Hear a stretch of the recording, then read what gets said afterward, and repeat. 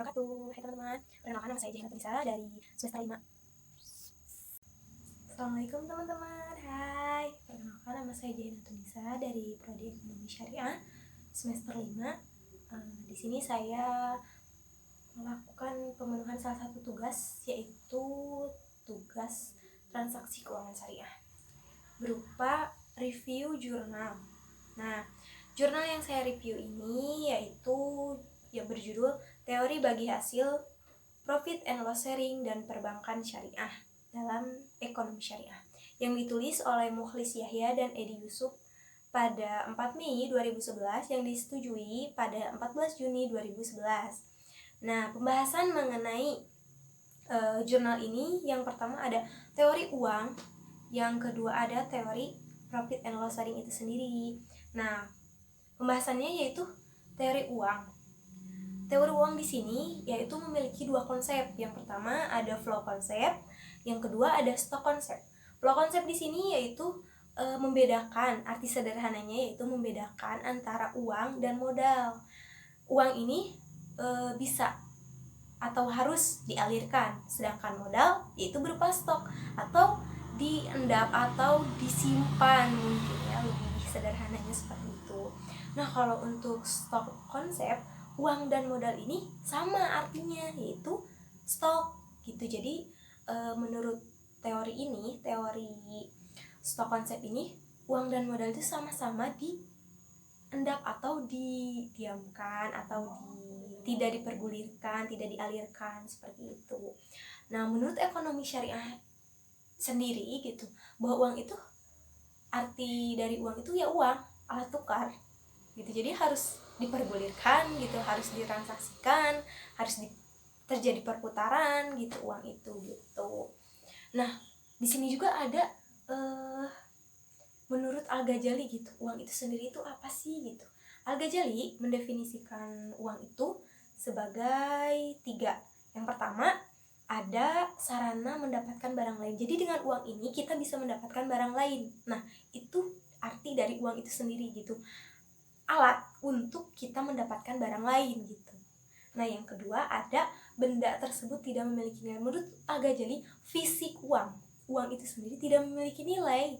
Makanya uang tersebut tidak bisa diperjualbelikan gitu. Nah, yang ketiga ada nilainya ada jika terjadinya transaksi.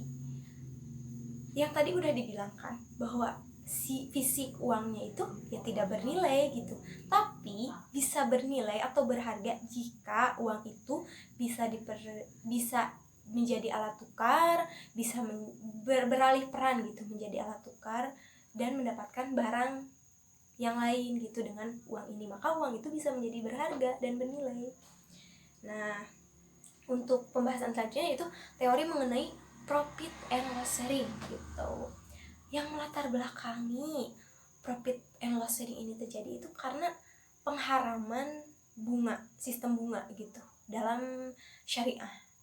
Jadi PLS ini kayak solusi atau cara lain gitu agar sistem bunga itu bisa dihilangkan gitu atau dihindari gitu. Nah, profit and loss sharing ini itu seperti yang kita ketahui teman-teman ya, artinya bahasa sederhananya itu membagi keuntungan dengan sesuai kesepakatan dan membagi juga kerugian yang didapatkan sesuai kesepakatan juga gitu. Sudah teman-teman ketahui bersama ya kalau anak ekonomi syariah gitu. Nah, kalau PLS ini juga mendasari pembagiannya itu dari proporsi pembagian berdasarkan produktivitas nyata gitu. Jadi PLS ini itu pembagiannya itu berdasarkan produktivitas nyata atau effort yang kita lakukan atau usaha yang kita lakukan dalam usaha tersebut. Jadi pembagiannya itu tidak semena-mena, oh si ini karena si ini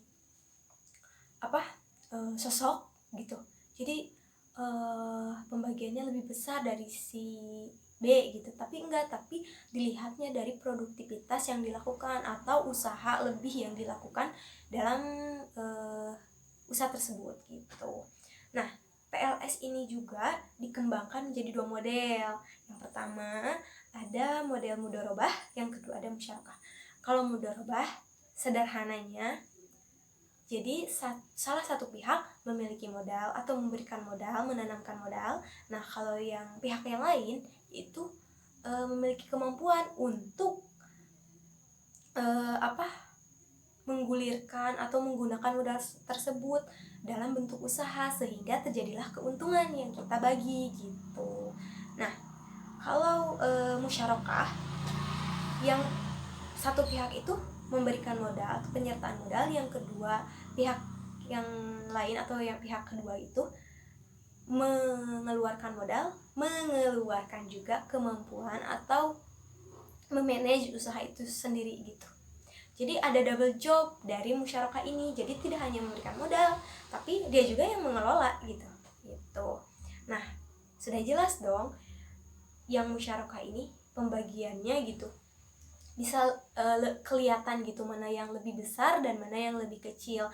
Namun tidak juga menjadi merasa oh kenapa ya saya sedikit gitu. Tapi kan udah disepakati di awal bahwa memang teori PLS ini gitu berdasarkan produktivitas yang dilakukan. Karena kan misal contohnya seperti ini, si A memberikan modal, yang si B memberikan modal dan juga dia yang mengelola usaha tersebut. Jadi otomatis si B akan lebih besar keuntungannya. Kalau terjadi keuntungan, persenannya akan lebih besar dari si A, karena usaha yang dia lakukan untuk kemajuan usaha ini gitu lebih besar, produktivitas nyata yang dia lakukan lebih besar gitu daripada si A. Jadi tidak merasa terugikan juga gitu. Nah, dapat disimpulkan gitu teman-teman bahwa PLS ini sebenarnya menganut atau mengedepankan dari keadilan bersama ya, kemakmuran, terus juga mengurangi spekulasi yang diduga-duga gitu kan. Karena kita sudah sepakat dari awal gitu bahwa misal ini bila terjadi keuntungan, maka kita akan membaginya berapa persen dan berapa persen. Begitupun dengan kerugian yang kita dapat. Misal kerugian jadi kita harus sampai nombok atau gimana gitu demi menutupi kerugian itu, maka kerugian itu pun dibagi gitu. Tidak hanya dibebankan kepada si pengelola aja gitu, tapi pihak yang memberikan modal saja juga mendapatkan kerugian itu gitu. Jadi tidak ada yang merasa dirugikan. Terus tidak ada tuh unsur maisir atau beradu nasib gitu kan.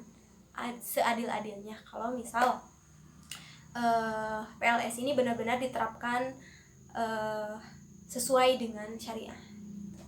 Hanya itu saja yang dapat saya sampaikan. Terima kasih teman-teman. Mohon maaf bila ada banyak kesalahan. Assalamualaikum warahmatullahi wabarakatuh.